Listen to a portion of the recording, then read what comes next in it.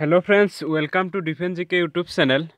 So friends, 12টা question আলোচনা কৰিম জেনাৰেল নলেজৰ ওপৰত। আপোনাৰ যিকোনো পৰীক্ষাৰ বাবে এই 12টা কোয়েশ্চন বহুত ইম্পৰ্টেন্ট। সো ফ্ৰেন্ডস সকল ডিফেন্সৰ যিকোনো পৰীক্ষাত আহিব পাৰে এই 12টা question. Assam police, Indian army, SSC সকলো পৰীক্ষাৰ বাবে।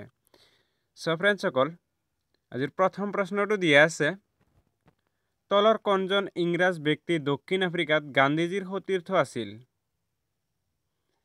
CF ইণ্ডিউছ, পলাক, পিটাৰসন, ইয়াৰ এটাও নহয়। গতিকে ইয়াৰ ৰাইট এনসাৰটো হ'ব অপশন নাম্বাৰ বি, পলাক হ'ব ৰাইট এনসাৰ। সো ফ্ৰেন্ডস সকল কোৱেশ্চনবোৰ মই বেছিকৈ এসএসসি ফোকাস কৰি বনাইছো ভিডিওটো, এসএসসিৰ ওপৰত ভিত্তি কৰি। এসএসসিৰ বাবে এই কোৱেশ্চনবোৰ বহুত ইম্পৰ্টেন্ট।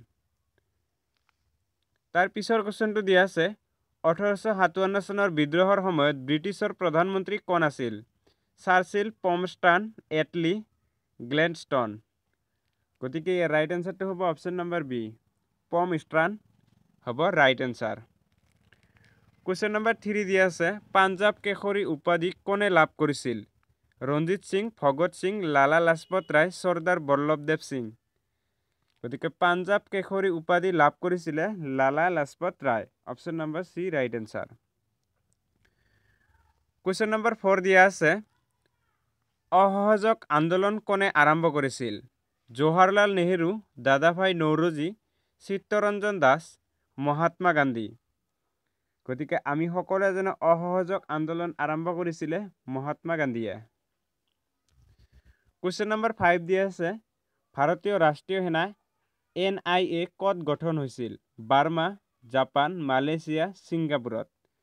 গতিকে এইটো গঠন হৈছিলে বাৰ্মাত। অপশন নাম্বাৰ এ হ'ব ৰাইট এনসাৰ। কোৱেশ্চন নাম্বাৰ 6 দিয়া আছে ভাৰতৰ মুখ্য নিৰ্বাচনী আয়ুক্তক কোনে নিযুক্তি দিয়ে? ৰাষ্ট্ৰপতি, প্ৰধানমন্ত্ৰী, সংসদ, ভাৰতৰ মুখ্য ন্যায়াধীশ।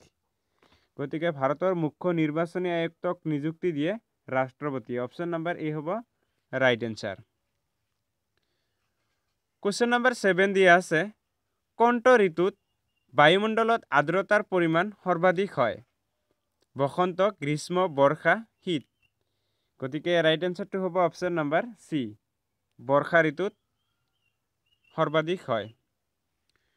কোৱেশ্চন নাম্বাৰ 8 দিয়া আছে ভাৰতৰ সৰ্ববৃহৎ চিৰিয়াখানাখনৰ নাম কি? কানপুৰ প্ৰাণী উদ্যান, নেহেৰু প্ৰাণী উদ্যান, কলকাতা প্ৰাণী উদ্যান, জয়পুৰ প্ৰাণী উদ্যান।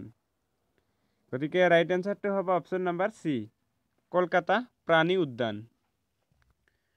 কোৱেশ্চন নাম্বাৰ 9 দিয়া আছে তলৰ কোনটো উজ্জ্বলতম গ্ৰহ?